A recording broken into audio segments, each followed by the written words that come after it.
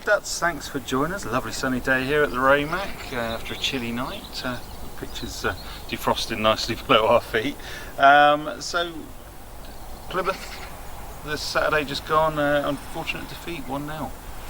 Yeah, it's kind of a similar story to the Gosport game. The lads performed really admirably and they were fantastic, especially the first half. Unfortunately, we've still got that vulnerability about us, and in the second half Plymouth managed to get through us and score a bit of a soft goal, to be honest. It was a little bit too easy, which wasn't in keeping with the lads' performance. I thought for pretty much 95% of the game they were really honest and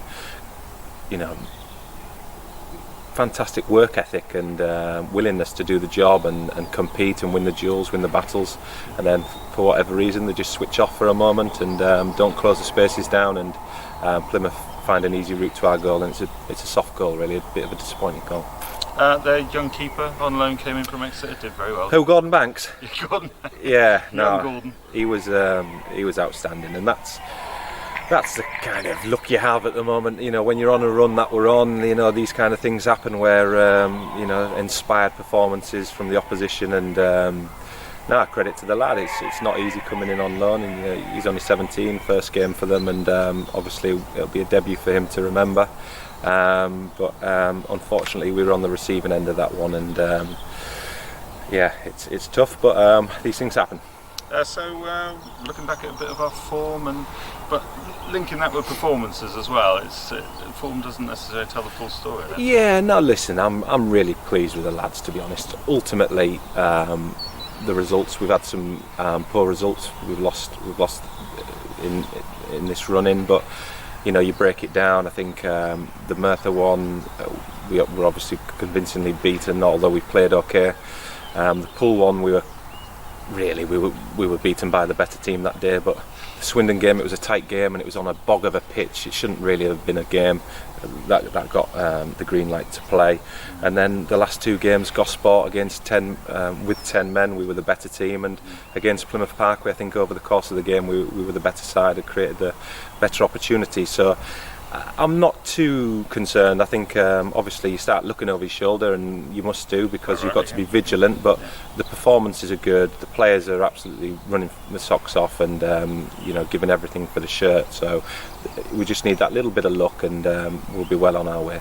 A little break from the league. We've got Highworth in the Wilkes Premier Shield on Wednesday night, so have a little trip up there. Yeah, no, we'll look forward to that. It's a game that I'll be playing a strong team with. We've got lads chomping at the bits who need the game time. So it's a match that we'll take very seriously, and hopefully it's on. And we'll look to get that win and try and create a little bit of momentum from it. Anybody that wants to join us for that game, it's 7:45 kick-off up at Highworth. And then we got Hamwell. No, we haven't. We've got Harrowborough here next, I think. No, Hamwell. Yeah, Harrowborough here. Yeah. Is that right? Yes, yeah, that's right. Yeah. Yeah, midweek. Yeah. No, it's obviously a bit of a break. We've got nothing on at the weekend, I think, due to Bracknell's FA Trophy commitments. So we'll use that time to train and condition the players. And Cal and I think we've been out to a great big list of matches since I've been at the football club, and that'll continue. We'll be out scouting, doing a bit of recruitment work, and opposition analysis on the Saturday, because it's a good group we've got here, but it's clear. I think even your footballing layman can understand what we need at the football club. It's a quiet group.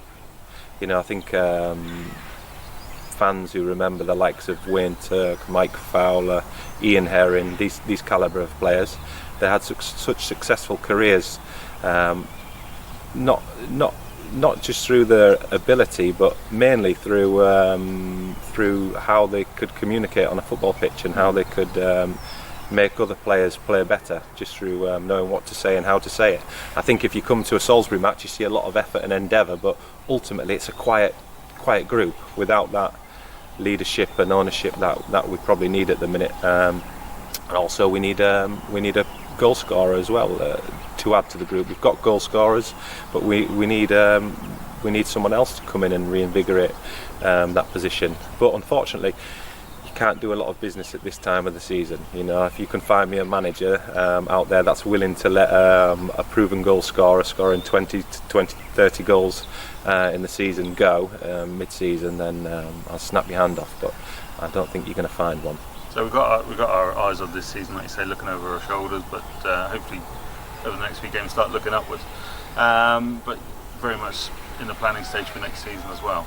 Yeah, you're always in the planning stage for next season. But ultimately, you know, I feel as a captain of the previous football club, I've had a promotion as a captain from this league, and I've had a promotion as a captain from the league above. I know what's required and what kind of a team's required to be successful at the level. But ultimately, you can't do your good business until the summer.